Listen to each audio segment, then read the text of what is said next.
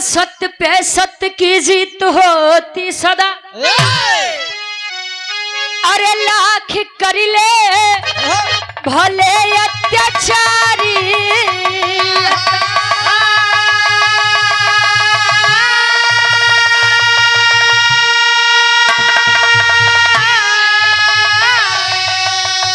अरे फूटता है घड़ा पाप का एक दिन,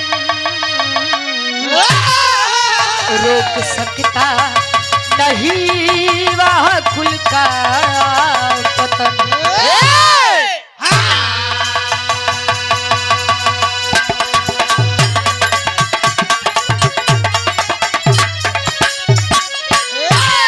कहे अंकुरित उर में होता है अहंकार, जब लुप्त हो जाती गरिमा है सब ज्ञान की।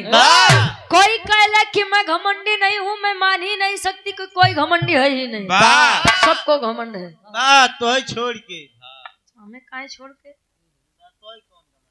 रे ना। घमंड सभी को होता है, किसी को अपने ज्ञान के ऊपर घमंड है, किसी को अपने बल के ऊपर, अपने ताकत के ऊपर घमंड है, अरे वाह! किसी को अपनी सुंदरता के ऊपर घमंड है। तो गुरुजी केहू के अपने मेहरारू के ऊपर घमंड है। वाह! सबसे बड़ा घमंडी आदमी तो ये है।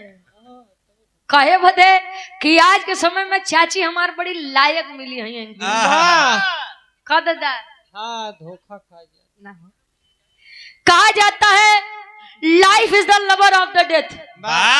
लवर प्रेमिका हो,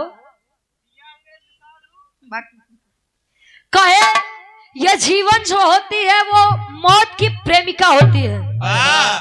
जिंदगी कितना भी जी लीजिए, लेकिन मिलना है तो केवल और केवल मिलान मौत से ही होगा।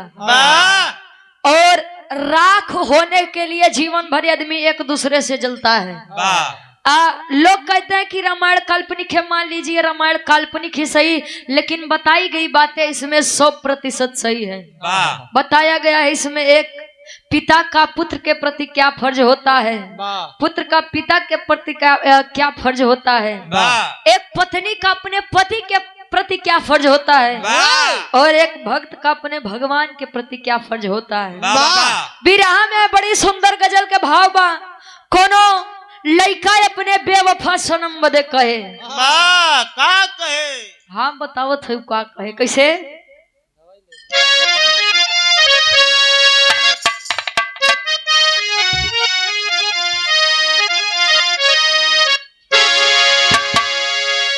अरे मेरे खून दिल की मेहंदी, मेरे खून दिल की मेहंदी, हाथों में ना लगाना, लगाना हाथों में ना लगाना, मेरे खून दिल की मेहंदी, हाथों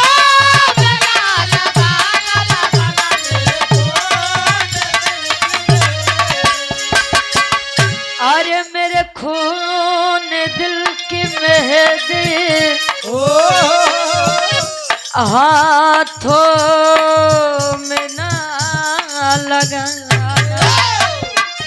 जब निकले मेरा जनाजा, जब निकले मेरा जनाजा, सहनाइयाँ बजाना बजाना, जब निकले मेरा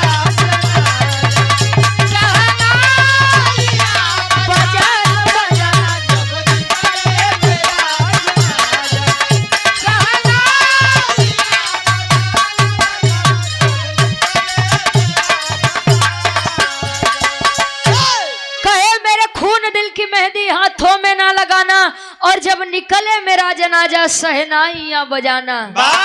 कहीं की जा आबाद रहा अपने पिया के साथ, हाँ बर्बाद रहे, आबाद रहा यार, हमार परवाह मत करा। लेकिन यह जिंदगी जो मिली है, जिंदगी में अगर जिंदगी को जीना है तो जिंदगी में गुरुजी सुख और दुख आना स्वाभाविक बात है। अगर रात हुई है तो सुबह भी होगा। होगी। वाह। कबीर जी लिखा तेन तरह से बढ़िया फर्ज बा कैसे।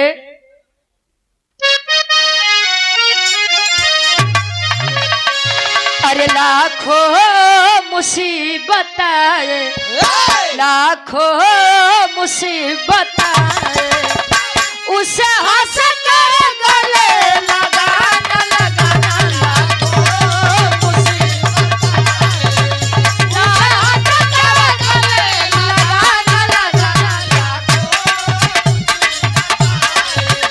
उसे हंस के गले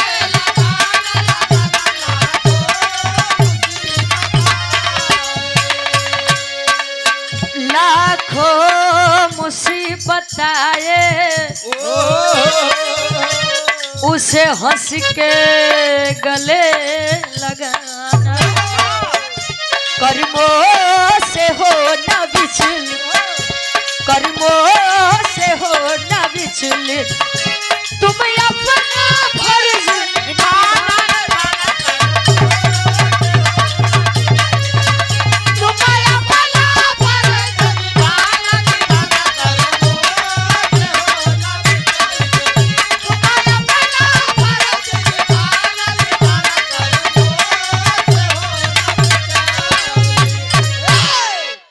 कहे कर्मों से होना विचलित, तुम्हें अपना फर्ज निभाना। वाह। जीवन मिला है तो इसे जिए, वाह। नहीं तो कितना आदमी गुरु जी हाँ जी।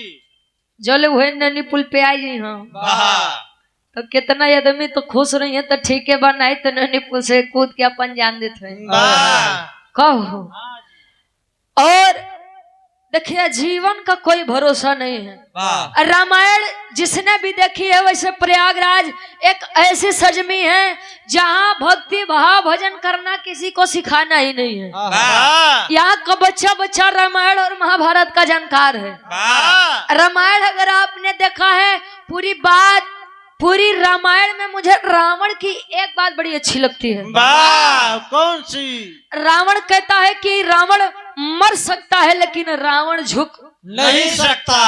नहीं सकता। वाह। रावण जिस शान के साथ जिया है उसी शान के साथ मरेगा। वाह। जीवन एक ही बार मिलता है और जो डर डर के जीता है वो जीवन में एक नहीं कितने बार मरता है। वाह। लेकिन जो बिना डरे जीता है वो जिंदगी में केवल एक ही बार मरता है, वाह। वो भी अपनी मौत पर मरता है। वाह। पहले के पुरनिया कहा कि रघुकुल रीति सदा चली आई, वाह। मेहरारू पे जुल्म ढाई। मेहरारू के ऊपर बड़ा विपदा भक्का गुरुजी। हाँ जी। मेहरारू